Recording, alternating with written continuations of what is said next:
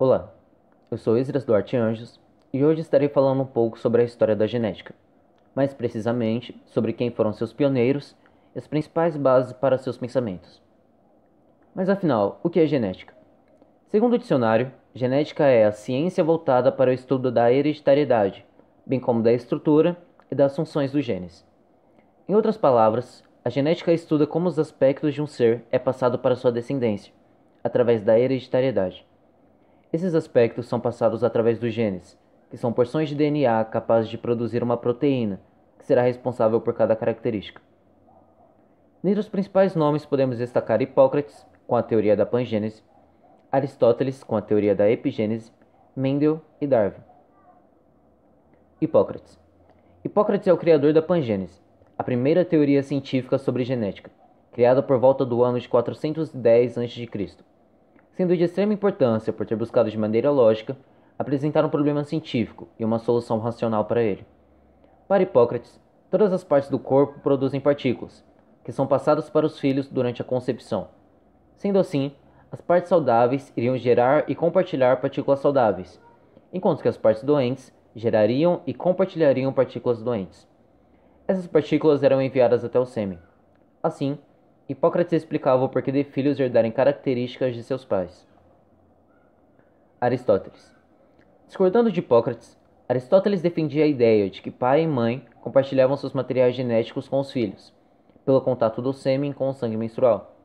Ele acusava a pangênese de inconsistência, por não explicar diversas situações, como pais com partes do corpo amputadas não compartilharem essa característica com os filhos.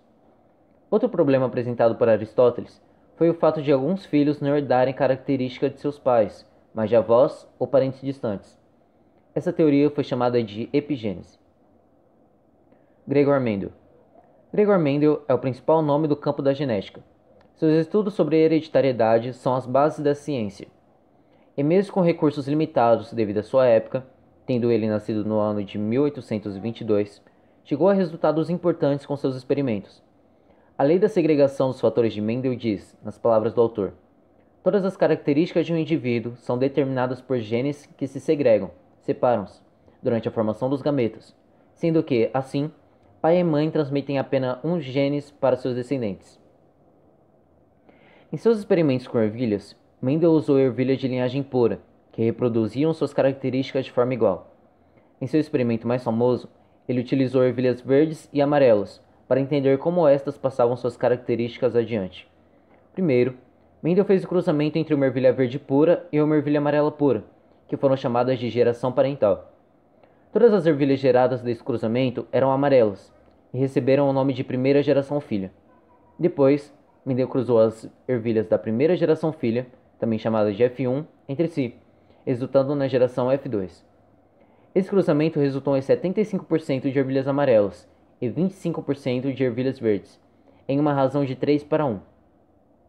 Esse mesmo padrão era observado com outras características, como a altura da planta, posição das folhas e forma das vagens.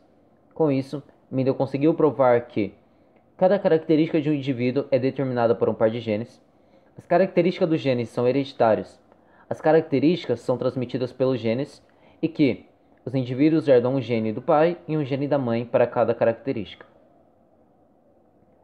Conhecido pela sua obra A Origem das Espécies, Charles Darwin foi um grande naturalista inglês, nascido no ano de 1809.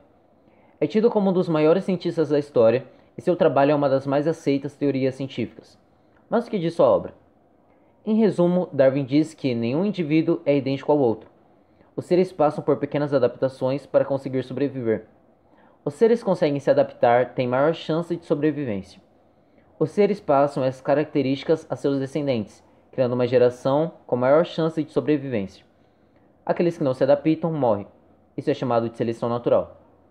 Apesar de Darwin não conseguir explicar como esse processo funciona, o estudo da genética deu sustentação ao seu trabalho, explicando como essas características são passadas adiante. Hoje sabemos que isso ocorre através dos genes, segundo os princípios de Mendel.